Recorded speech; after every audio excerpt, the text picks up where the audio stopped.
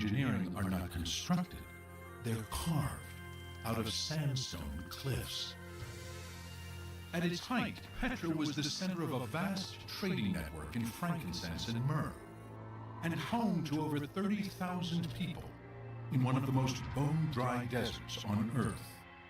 It's not an appropriate location for a city. There is not even drinking water down there. How did an ancient people supply enough water for this vast city?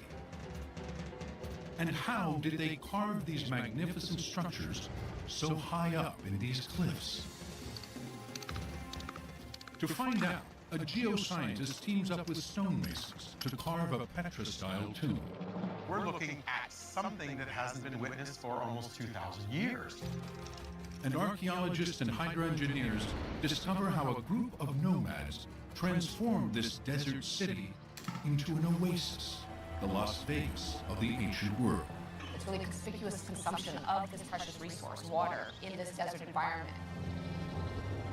Finally, after 2,000 years, the secrets of Petra are about to be revealed. Up now on Nova, Petra, Lost City of Stone.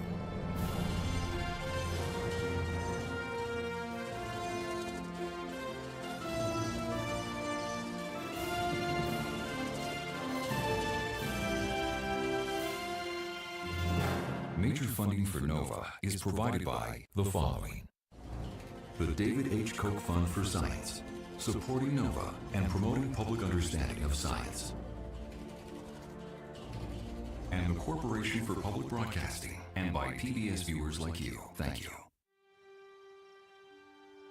It's one of the driest places on Earth.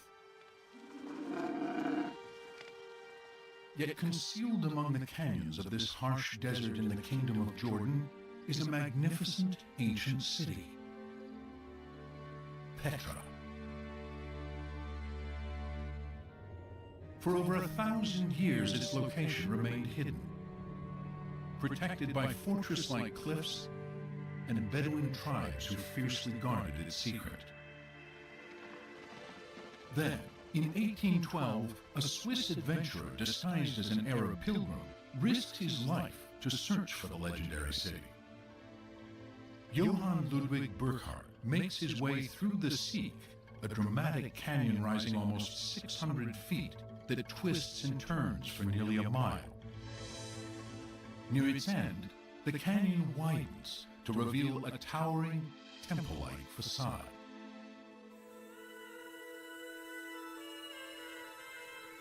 It is called the Treasury, or Khazne in Arabic. Built 2,000 years ago, it is a masterpiece of design and engineering. Majestic columns rise from the canyon floor, topped by ornately carved capitals. Statues of mythological figures adorn its facade. A fanciful urn graces its roof, and a towering doorway leads inside to a room with 3 chambers. Here, there is no elaborate carving, just the simple, natural beauty of the stone. And then we back away and we realize not only is this building unique and fantastic, but it has been carved into the sheer face of living rock. The treasury is actually a sculpture on a monumental scale. At 80 feet wide and 127 feet tall, it is twice the height of the Mount Rushmore Memorial. As Burckhardt continues through the canyon, he discovers hundreds of magnificently carved facades everywhere, many rivaling the grandeur of Egypt, Greece, and Rome. But there is more. The ruins of an entire city. A 6,000-seat theater carved right out of the sandstone. A main street lined with huge temple-like structures. And even more spectacular monuments carved higher in the mountains. But Burckhardt's rediscovery of the legendary city sparks more questions than answers. Who built Petra? and why. Burckhardt was inspired by stories of a mysterious desert tribe who gained their wealth trading spices and silks among China, India, Egypt, and Rome, and then hid their treasures of gold in the cliffs. Greek and Roman sources provide a name for these people: the Nabateans. An account from the 4th century BCE describes the Nabateans as nomadic tent dwellers. But 3 centuries later, another source describes them as a sophisticated people inhabiting a prosperous city. Around the time of Jesus, Nabatea is a thriving kingdom surrounded by Egypt, Judea, and the vast North Arabian desert. How, in just a few centuries, did a village of tents become a wealthy kingdom? And how, in the middle of a desert, did they build Petra?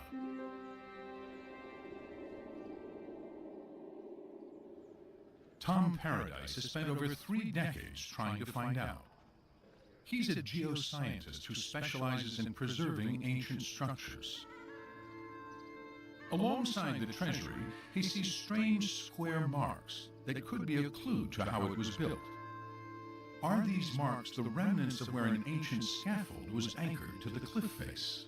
For many years, people considered these to be holds for wooden scaffolding that may have been used for the actual carving.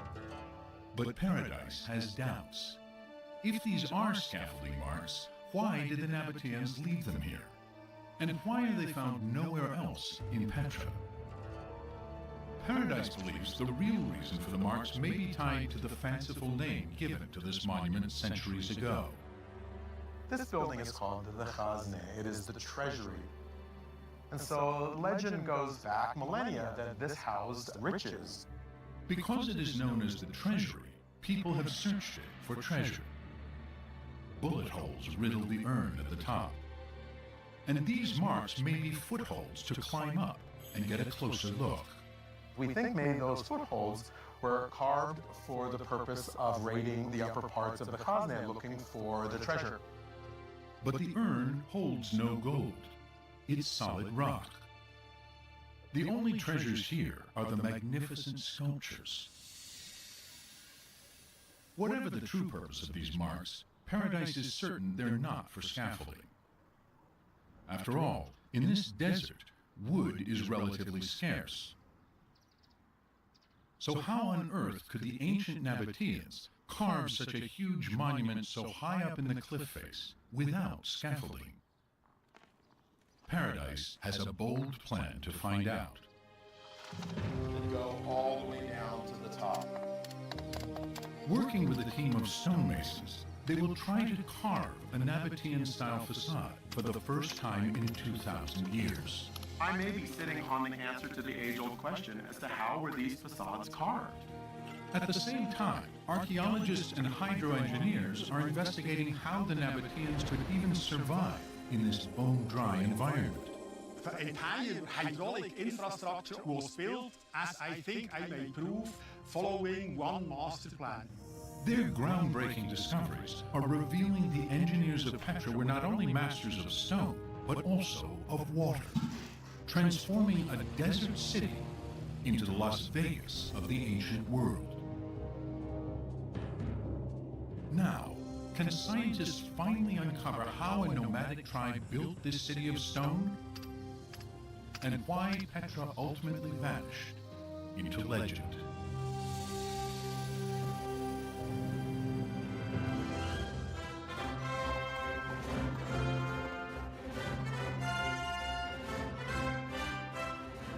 Most people will recognize the treasury from the climactic scene of Indiana Jones in The Last Crusade, where Harrison Ford and Sean Connery enter a secret temple to discover the Holy Grail.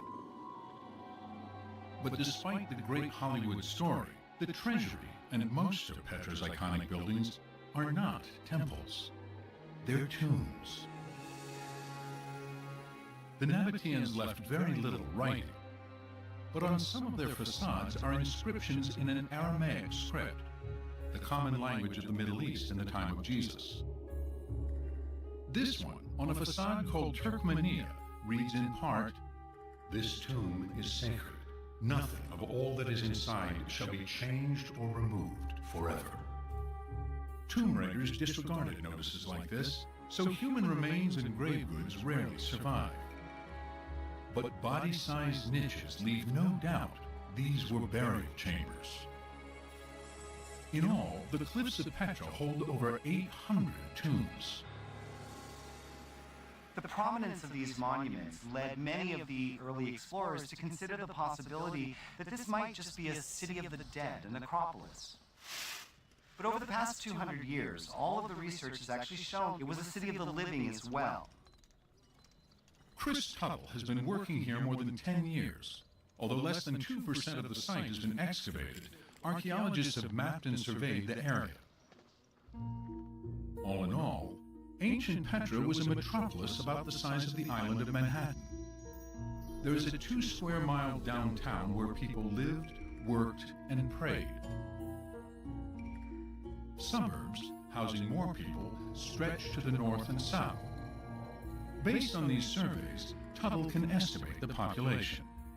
At its height, we expect this city to house somewhere between 20 or 30,000 people. Yet unlike cultures that bury their dead in isolated areas, in Petra, tombs are everywhere. Why did the Nabateans carve their tombs throughout the city? And how did they do it? Paradise hopes his carving project will provide some answers. Creating an experiment in which we reconstruct a facade will give us insight into how the Nabateans carved these fantastic facades 2,000 years ago.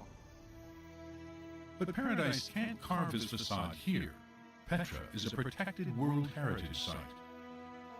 He must find a cliff face with the right kind of sandstone somewhere else. His search takes him a world away to Southern California. Looks like a promising prospect. Yeah.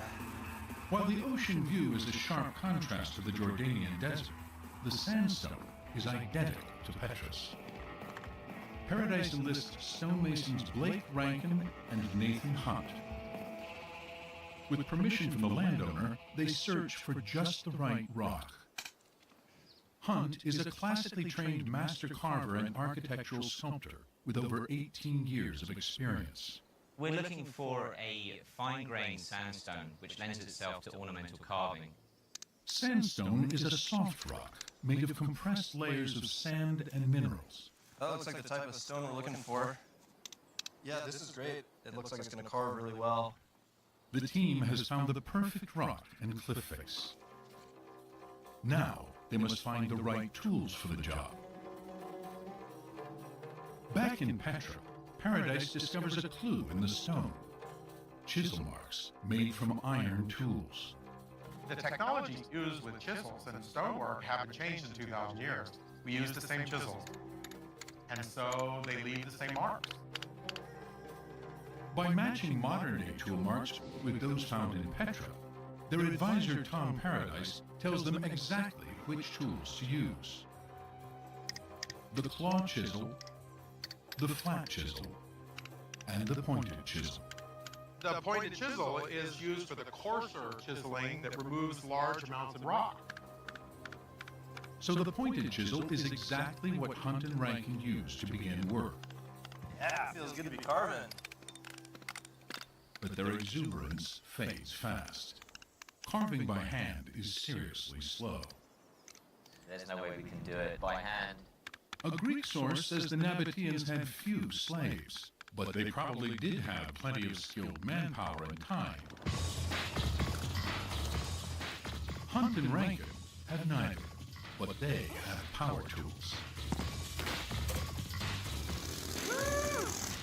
Even so, Rankin insists they're not cheating.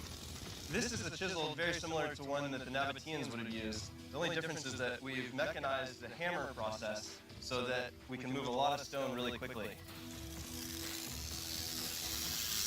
The carvers have found the right rock and the right tools for the job. As Hunt and Rankin prepare the cliff face, Paradise must decide what exactly to carve. What makes a Nabatean tomb Nabatean? Many of the facades in Petra actually look like they belong somewhere else.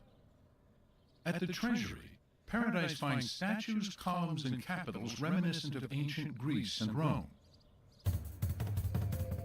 And across Petra, he finds architectural features from other far-flung empires. A step design associated with Assyria and Mesopotamia. Elephant-headed capitals evoking India. Even Egyptian obelisks.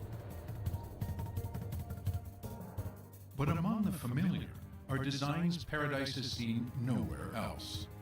There's a pediment on the top that is split in the middle, capped by a cone, a capital, and an urn at the top. This isn't Greek, this isn't Roman. This new design is seamlessly mixed with features from far-off cultures. The architecture is this synthesis, and this begins to tell us a story that is the real Petra. What makes a Nabatean tomb Nabatean is the combining of their own unique style with designs from other empires. But how did these people in the middle of the desert come into contact with such faraway places? Two words: frankincense and myrrh. Frankincense and myrrh were must-have luxury items in antiquity. In the New Testament, they are among the gifts the three kings bring to the baby Jesus. Made from dried sap from trees in the southern Arabian Peninsula, they were burned obsessively in religious ceremonies in Egypt, Greece, and Rome.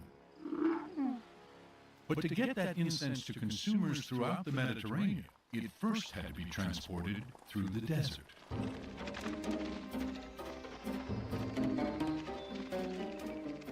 After centuries of living as nomads, the Nabateans knew every secret source of water.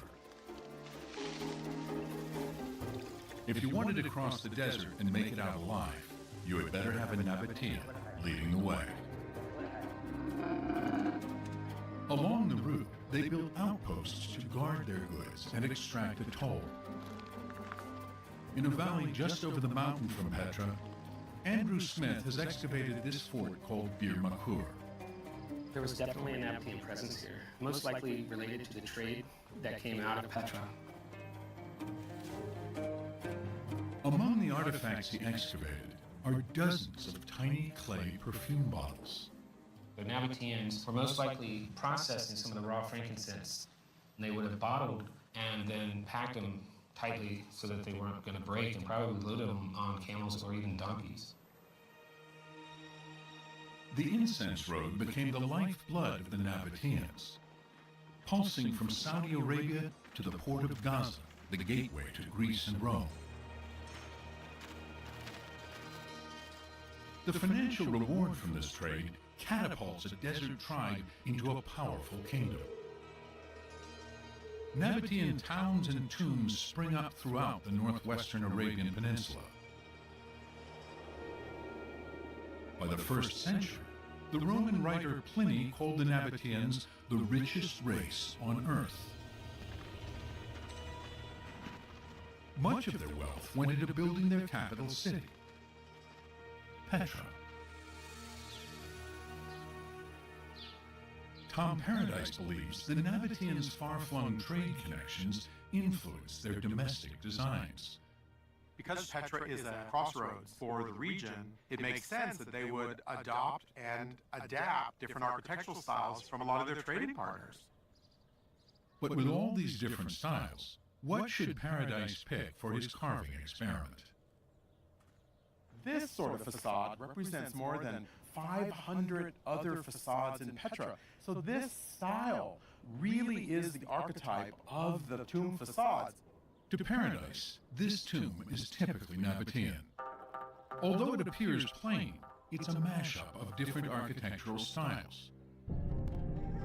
It has the remains of a Greco-Roman doorway, Nabatean capitals, an Egyptian cornice, and a design from Assyria that may represent a stairway to heaven, called a crow step. But when the carving team transfers the design to California, it isn't wide enough to fit the rock. You never really know how it's going to work in the stone until you get started. We think it's going to look a lot better if we widen the facade. But how will making the facade wider affect the design? Make each block of the crow step 7 by 7 inch. This would be the edge of the crow step. That'd be great. Grappling with this problem, the team may shed light on a mystery that has confounded scholars for decades. Why do Nabatean tombs, while similar, have unique variations? There's one motif they modify a lot, and that is the crow step. Why the difference we've never really understood. Some of the tombs in Petra have crow steps that reach all the way down to a narrow ledge called the cornice.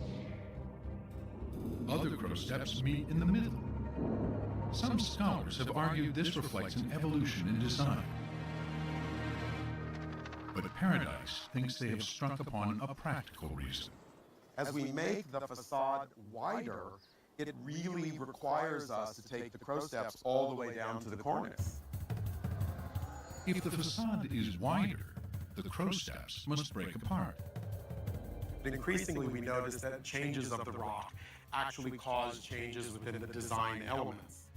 I think we have to give more credit to the rock than we have in the past. Sort of roughly mark 9 inches on there. Just start By carving their own facade, they discover a basic principle of Petra. The rock influences what they carve and where they carve it. But why here? Choosing to build their capital in the middle of a rocky desert poses another age-old question. How did the Nabateans get enough water to support such a magnificent city? One clue is here in the city center, at a structure known as the Great Temple.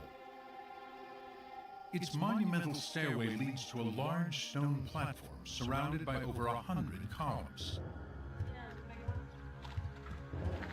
Holes in the courtyard show there are channels running underneath it. It's running under the paved floor. Oh, that'll do it. Sue Alcock leads a team from Brown University to investigate. If we could make all this surface architecture go away, just kind of magically lift it up and look down, I think we'd see quite a network of these channels and canals. She may be short on magic, but Alcock does have another way to look below the surface. A technology called GPR, Ground Penetrating Radar. Excavation is inherently destructive. This is a way to get a look at what's down there, in the same way you would go in for an X-ray perhaps before you went in for a surgery. The radar sends a high-frequency radio wave into the ground. When the wave passes through different materials, like from stone to soil, part of the wave is reflected back. But the speed of the wave changes depending on the material. Slower for soil, faster through air. Detecting these changes is how the GPR sees where the channels are. The team systematically drags the radar back and forth across the courtyard. There's some kind of a channel right there. Yeah, look at that. Beneath the Great Temple is a network of channels that looks like plumbing. Intriguingly, the channels seem to extend beyond the courtyard. When we look at Petra, we often tend to think about building by building, and I think it was all tied together. Alcock believes these channels are evidence of a massive citywide water system. Petra was an urban center and it had urban water supply. There's just one problem with this theory. Petra is in one of the driest places on the planet. If the Great Temple is indeed the heart of a vast engineering system that supplied an entire city with water, where is all that water coming from?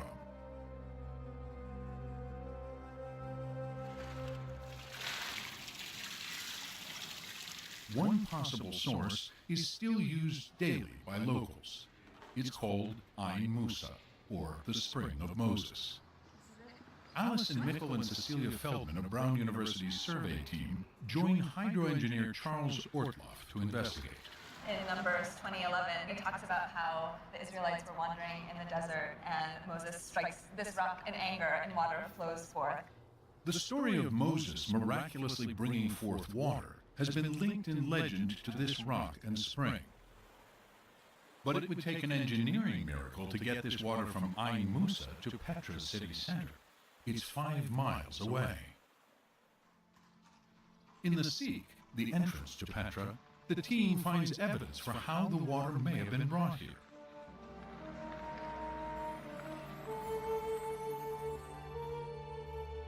Running along the side of the path is a narrow channel which has imprints of what were once enclosed ceramic pipes. If you look inside of the channel, you can see the actual imprints of ceramic sections that are roughly about 1/3 of a meter long. At roughly a foot long, it would require tens of thousands of segments to create a 5-mile pipeline from Ain Musa, high in the mountains. And every one of those joints would have the potential to spring a leak. Could the Nabateans possibly have pulled off such a feat of hydroengineering? Here we have At California State University in San Jose, Charles Ortloff and graduate student Cheyenne Mizra Hosseini are trying to figure that out using this 26-foot tank. water is extremely precious to the Nabateans. So ancient engineers need to design a pipeline that would be free of leaks. Their challenge, and Ortloff's, is how to get water to flow through a pipe as quickly and efficiently as possible. The different angles represent different choices. One choice seems obvious. Make the slope of the pipe steep. Ortloff sets the slope to 6 degrees and turns on the water. Things start out well. The water is flowing fast, but it fills the pipe too quickly, producing an area of turbulence known as a hydraulic jump, which causes the water flow to slow down. This is the hydraulic jump right here. But there's a bigger problem. The pipe is now filled with water, raising the pressure. In the ceramic pipelines, that pressure could create leaks at the joints. So that design, where we have the steepest slope, is not good. Okay, closing all the valves.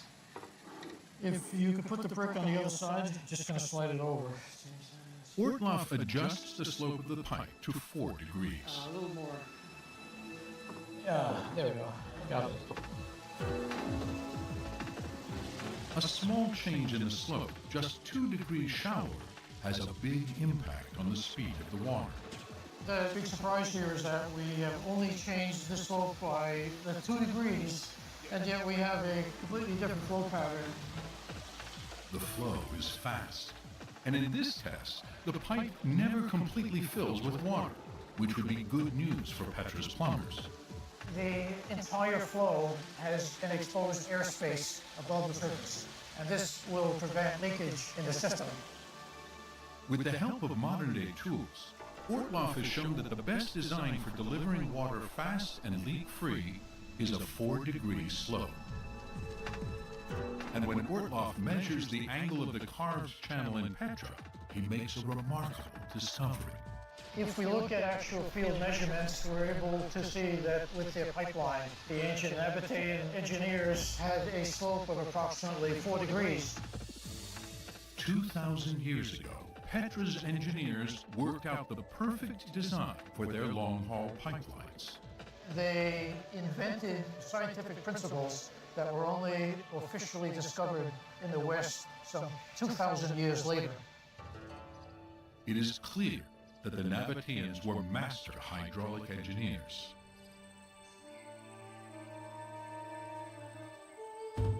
But water is not the only scarce resource in the desert. Wood from local trees was also in short supply.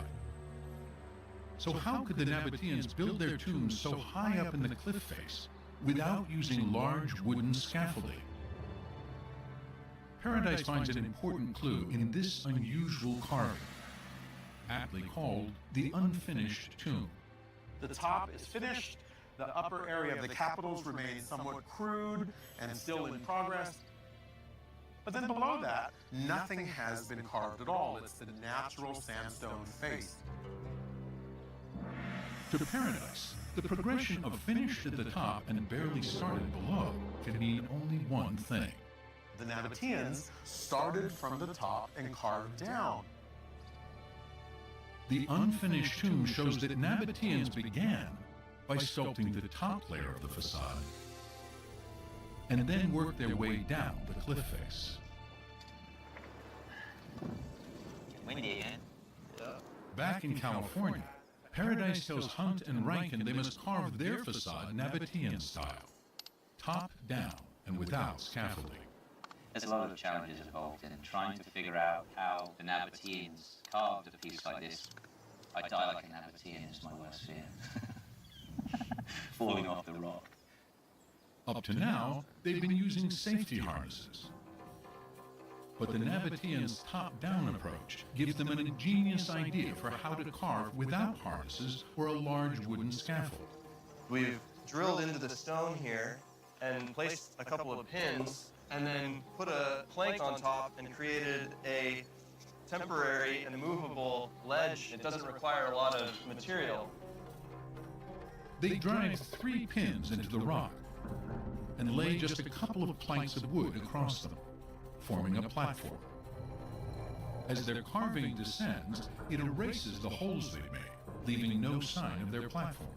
By the time we get to the bottom, we've pretty much removed all evidence of any plank. The pin and plank solution works perfectly.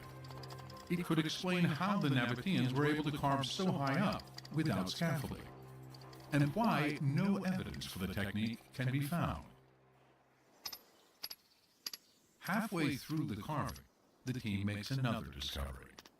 We can move a lot of stone really quickly with these chisels. We've been moving a surprising amount of stone every day. A little carving creates a lot of rubble. I really cannot believe that much carving produced this much rubble. The rubble has formed a ramp. This means they don't need their platform anymore. Now they can just walk up to the facade. When we see this much material being produced from the carving, we now realize that we create ramps from this rubble that gives you access to the facade for the stone carvers. Combining the clues found in Petra with the discoveries in the carving project, a new theory emerges for how the Nabateans may have carved the treasury. They begin by climbing to the top. Here, they cut a narrow ledge into the cliff face. Using ancient drills, they fix pins below the ledge and lay planks across to provide a platform for the carvers. The first thing they carve is the urn and the upper layer of the monument. They work their way down, sculpting the split pediment and the magnificent statues. About halfway down, the debris from the carving forms a ramp. Now the carvers can walk up to the facade and continue carving the elaborate capitals and the handsome columns. We don't know of any other culture or society using this kind of engineering technique for this scale of construction. The top-down approach turns out to be a brilliant innovation for carving these tombs in Petra's sandstone cliffs. But carving is only part of the treasury's grandeur. Its impressive location commands the head of the canyon and the entrance to the city. Yet the same narrow canyon that creates this dramatic reveal can also be a death trap. These amateur videos capture a rare but deadly desert hazard: flash floods. Petra's average annual rainfall of just a few inches can hit all at once and pour down this gorge with lethal force.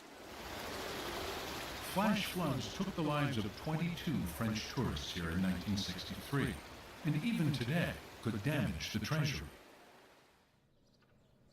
Willy Bellwald, a Swiss architect and archaeologist, has come to Petra to protect both tourists and the treasury.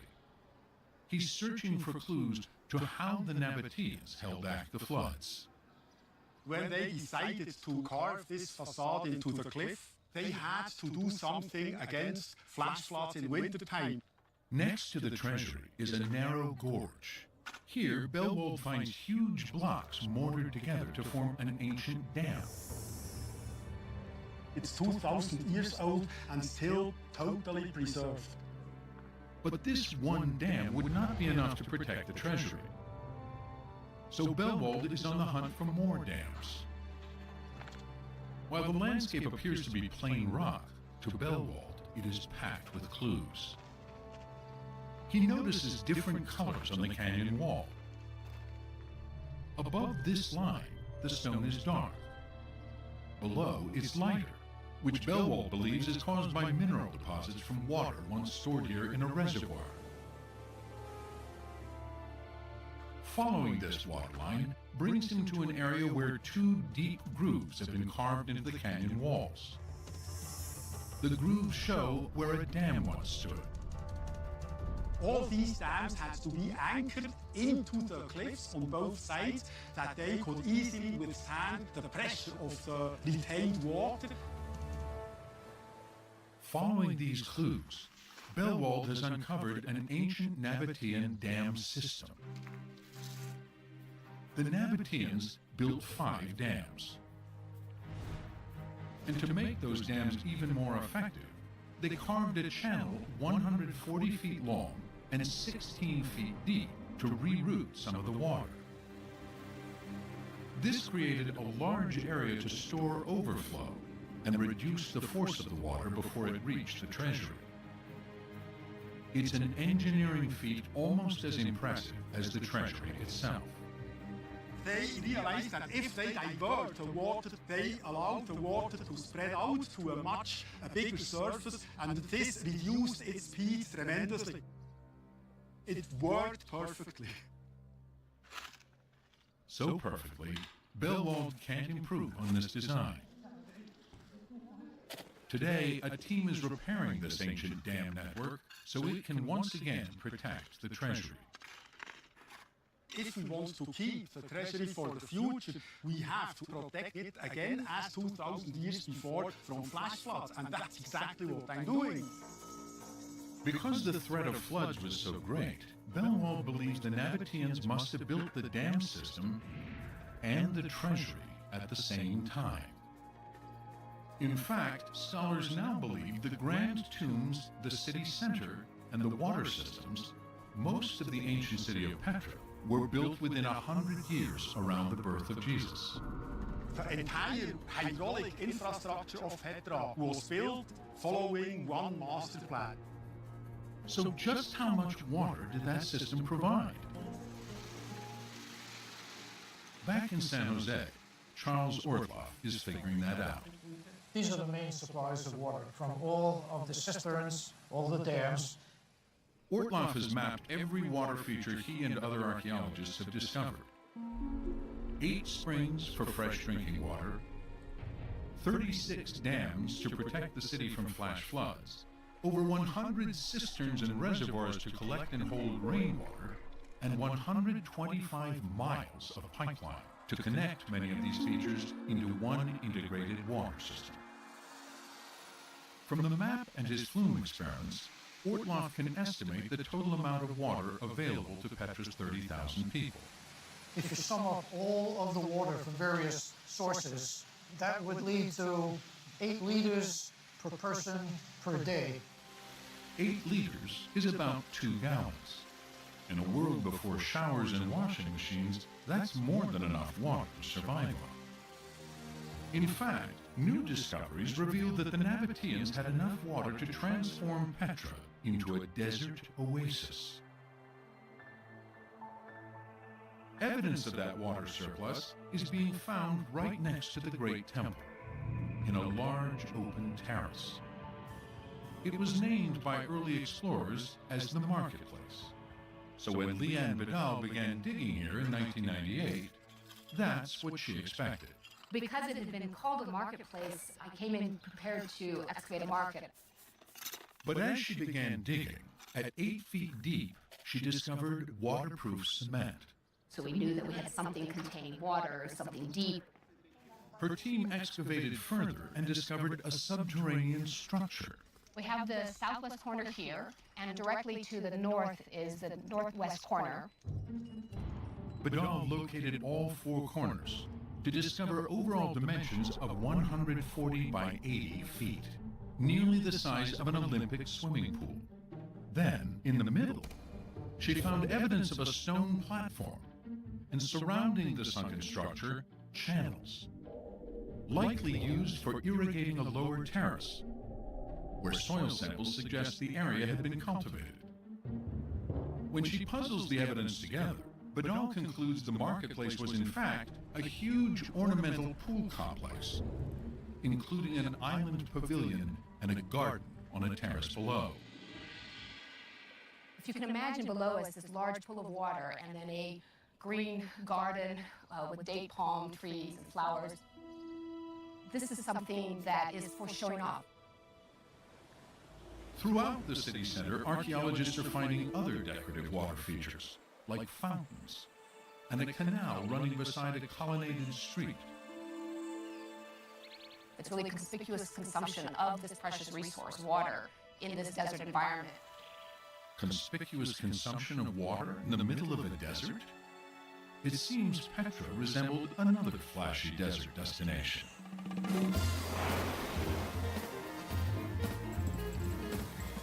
A great comparison is Las Vegas, where you have this very arid desert surrounding this oasis city, where everywhere you go you see the use of water, fountains. By diverting a precious resource into a wealthy center, it sends a message to anybody who sees it that this is a place of wealth and power. For ancient visitors, after days of traveling on camel through the hot, parched desert, entering this oasis city must have made a powerful impression. Petra's luxurious pools and internationally inspired architecture likely sparked the legends that echoed through the ages.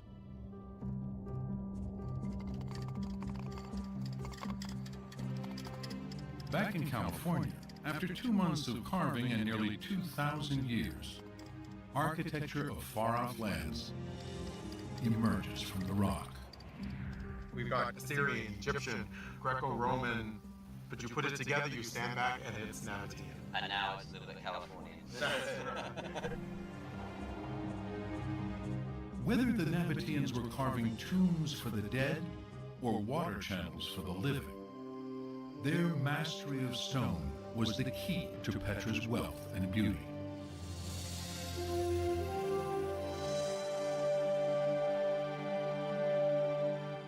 So why did the Nabatean kingdom decline and Petra largely disappear?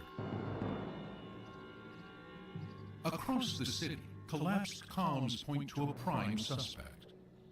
Ancient texts record a huge earthquake in 363. As a result, for a while, when archaeologists came to Petra, anytime they saw something like this, they'd say, this fell down in 363. But one catastrophic earthquake does not provide the whole picture of the city's decline. At the Great Pool, the most luxurious place in Petra, there's evidence that hard times hit the city even earlier. It may have been as early as the 2nd century, because at that point you find a lot of animal bones at the bottom of the pool, so it seems to have been used for trash. Found in the Great Pool, this layer of fallen rocks dates to around the 363 quake. But below that, the layer of soil containing the animal bones indicates the pool filled in at least 100 years before. And there is evidence of more destruction 100 years after the Great Quake, which may have fatally weakened the city's protective dams. Large sections of Petra's main street are missing pavers. Tom Paradise believes they were washed away in a catastrophic flash flood. The floodwaters rushed down through Petra city center, ripping up cobblestone. This flood inundated the city and may have marked the end of Petra's golden age. Ironically, the very water that brought life to Petra may also have contributed to its demise.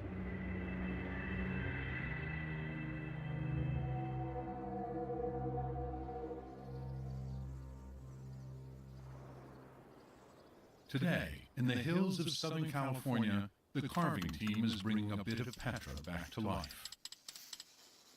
The final flourish will be a feature not found in other cultures. A Nabatean-style capital with a simple knob in its center. Normally, there is a detail here. Typically, there is a leaf or a flower here. You never really see it left in this very abstract form. It's quite beautiful in its simplicity. Paradise believes the Nabateans choose this simple form out of respect, almost reverence, for the sandstone. Their sense of the rock as a living material that had to be sort of caressed and worked was really as remarkable as their engineering expertise.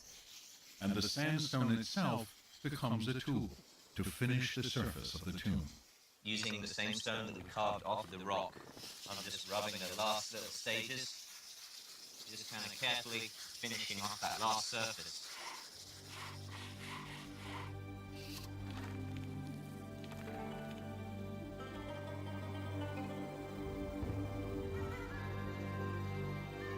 Stone is at the core of Nabatean lives. The very name for their city, Petra, comes from the Greek word for rock. The Nabatean relationship with their sandstone was fundamental to who they were. They're born in this valley of rock, they live in this valley of rock, and then when they die, they are buried in the rock itself. These hewn tomb facades become their final resting place.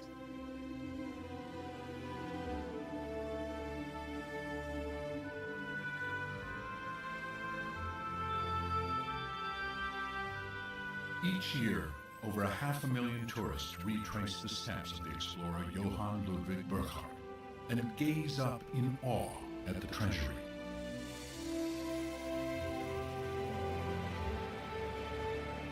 But in the 2 centuries since Petra was reopened to the Western world, its distinctive engineering and culture is proving equal to that of any ancient civilization.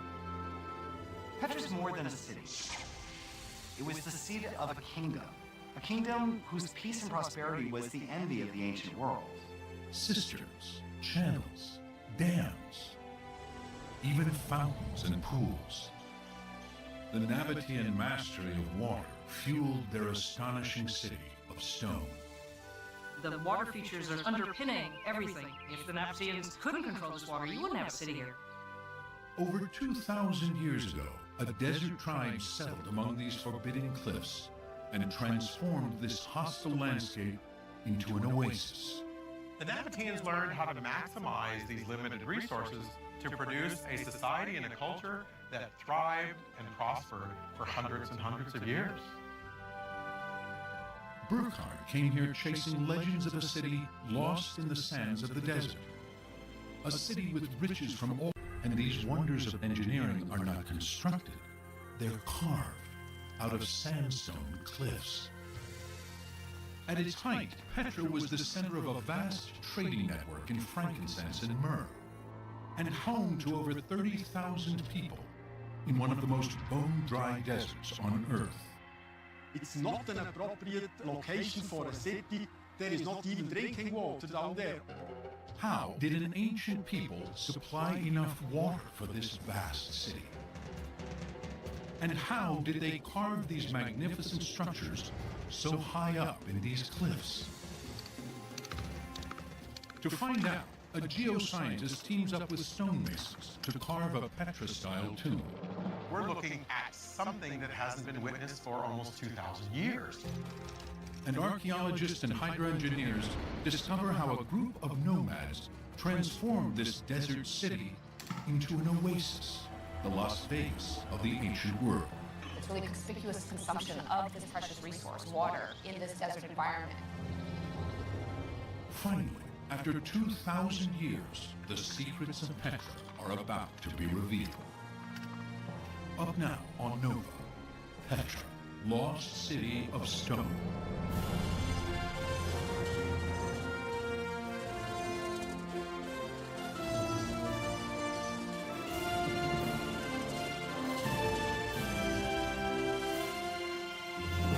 Major funding for NOVA is provided by the following: the David H. Koch Fund for Science, supporting NOVA and promoting public understanding of science, and the Corporation for Public Broadcasting, and by PBS viewers like you. Thank you. It's one of the driest places on Earth. Yet concealed among the canyons of this harsh desert in the Kingdom of Jordan is a magnificent ancient city, Petra. For over 1,000 years, its location remained hidden, protected by fortress-like cliffs and Bedouin tribes who fiercely guarded its secret. Then, in 1812, a Swiss adventurer disguised as an Arab pilgrim risked his life to search for the legendary city. Johann Ludwig Burckhardt makes his way through the Sieg, a dramatic canyon rising almost 600 feet that twists and turns for nearly a mile. Near its end, the canyon widens to reveal a towering, temple-like facade.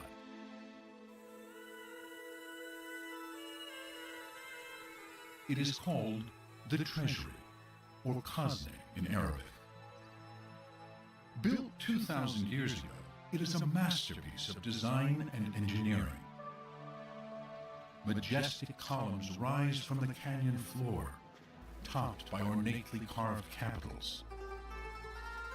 Statues of mythological figures adorn its facade. A fanciful urn graces its roof, and a towering doorway leads inside to a room with 3 chambers. Here, there is no elaborate carving, just the simple, natural beauty of the stone. And then we back away and we realize not only is this building unique and fantastic, but it has been carved into the sheer face of living rock. The treasury is actually a sculpture on a monumental scale. At 80 feet wide and 127 feet tall, it is twice the height of the Mount Rushmore Memorial. As Burckhardt continues through the canyon, he discovers hundreds of magnificently carved facades everywhere, many rivaling the grandeur of Egypt, Greece, and Rome. But there is more. The ruins of an entire city. A 6,000-seat theater carved right out of the sandstone. A main street lined with huge temple-like structures. And even more spectacular monuments carved higher in the mountains. But Burckhardt's rediscovery of the legendary city sparks more questions than answers. Who built Petra, and why? Burckhardt was inspired by stories of a mysterious desert tribe who gained their wealth trading spices and silks among China, India, Egypt, and Rome, and then hid their treasures of gold in the cliffs. Greek and Roman sources provide a name for these people: the Nabateans. An account from the 4th century BCE describes the Nabateans as nomadic tent dwellers. But 3 centuries later, another source describes them as a sophisticated people inhabiting a prosperous city. Around the time of Jesus, Nabatea is a thriving kingdom surrounded by Egypt, Judea, and the vast North Arabian desert. How in just a few centuries, did a village of tents become a wealthy kingdom? And how, in the middle of a desert, did they build Petra?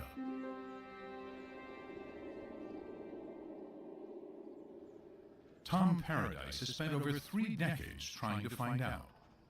He's a geoscientist who specializes in preserving ancient structures. Alongside the treasury, he sees strange square marks that could be a clue to how it was built. Are these marks the remnants of where an ancient scaffold was anchored to the cliff face? For many years, people considered these to be holds for wooden scaffolding that may have been used for the actual carving. But Paradise has doubts. If these are scaffolding marks, why did the Nabateans leave them here? And why are they found nowhere else in Petra?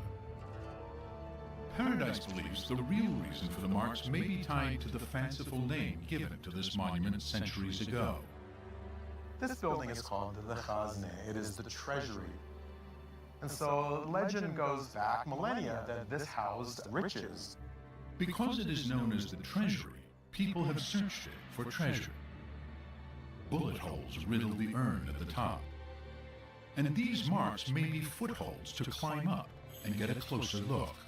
We think maybe those footholds were carved for the purpose of raiding the upper parts of the Khazne, looking for the treasure. But the urn holds no gold. It's solid rock. The only treasures here are the magnificent sculptures. Whatever the true purpose of these marks, Paradise is certain they're not for scaffolding. After all, in this desert, wood is relatively scarce. So how on earth could the ancient Nabateans carve such a huge monument so high up in the cliff face without scaffolding? Paradise has a bold plan to find out. And go all the way down to the top. Working with a team of stonemasons, they will try to carve a Nabatean-style facade for the first time in 2,000 years. I may be sitting on the answer to the age-old question as to how were these facades carved. At the same time, archaeologists and hydroengineers are investigating how the Nabateans could even survive in this bone-dry environment. The entire hydraulic infrastructure was built, as I think I may prove, following one master plan. Their groundbreaking discoveries are revealing the engineers of Petra were not only masters of stone, but also of water, transforming a desert city into the Las Vegas of the ancient world. Now, can scientists finally uncover how a nomadic tribe built this city of stone? And why Petra ultimately vanished into legend?